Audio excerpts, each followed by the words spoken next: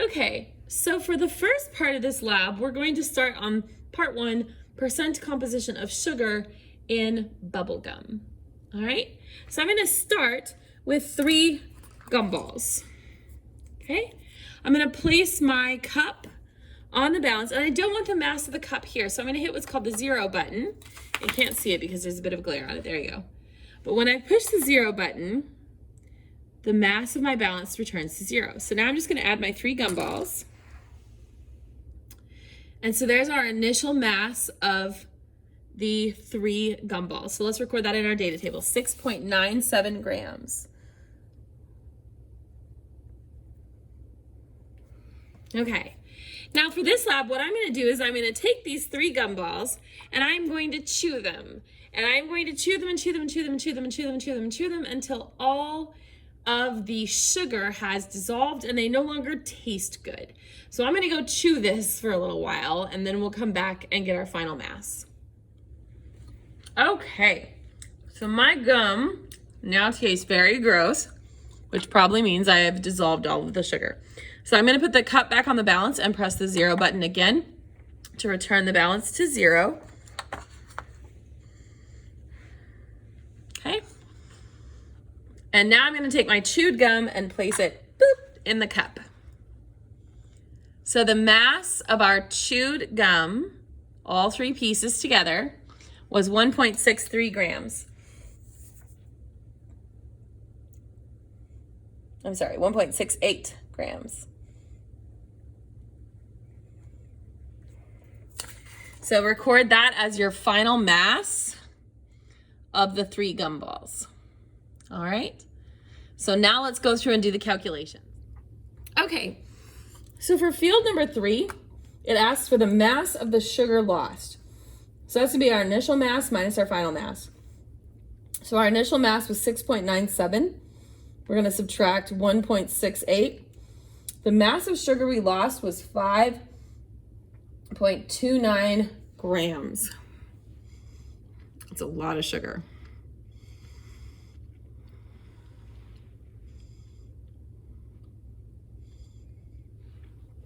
So next we're going to calculate the average mass of sugar in 1 gumball.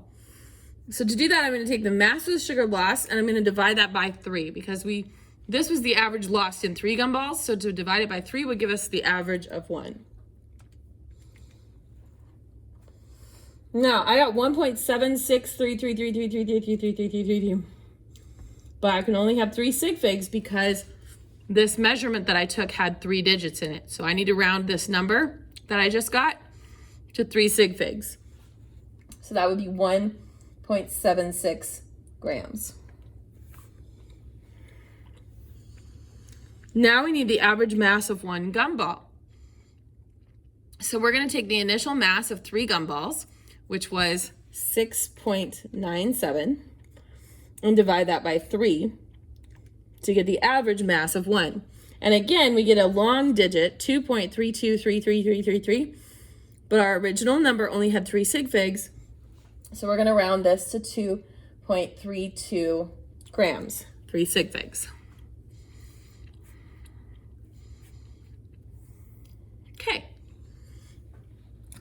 So the next field asks us for the percent by mass of sugar in 1 gumball. So it says to take the average mass of sugar in 1 gumball, which we just calculated was 1.76 grams, divided by the average mass of 1 gumball, which was field number 5, which we found to be 2.32 grams. And then we're going to multiply that by 100.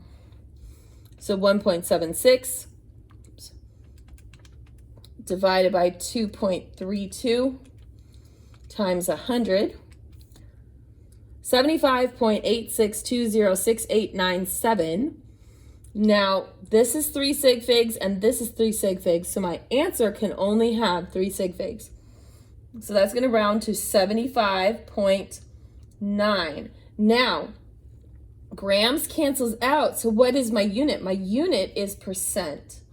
So this is 75.9% sugar. So in that gumball, think about that for just a minute. The gumball that I had was over 75% sugar. That's more than 2/3. I'm sorry, that's more than 3/4. Excuse me, that's a lot of sugar in those gumballs. The next field asks for the mass of sugar in one gumball from the nutrition label. So let's grab our nutrition label. It says the total grams of sugar in one gumball is 2. 2 grams of sugar in one gumball. So now we're going to calculate what is called the percent error, because we got the average mass of sugar to be 1.76.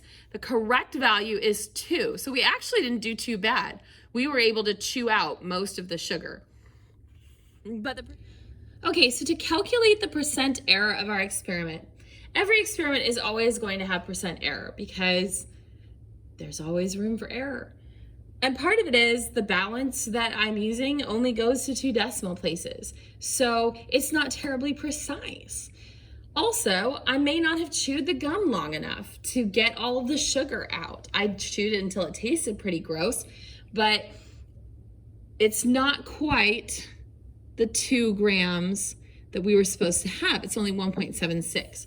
So we're going to calculate what's called the percent error of the experiment, which is a really important calculation to show people that you understand the level of precision of your experiment. So to do this, we're going to take the mass of the sugar from the nutrition label, so the amount we're supposed to have, which was 2 grams. We're going to subtract the average mass of sugar that we got, which was 1.76 grams. Then we're going to divide that by the mass of sugar from the label again. That was 2 grams. And to get the percentage, we multiply that by 100.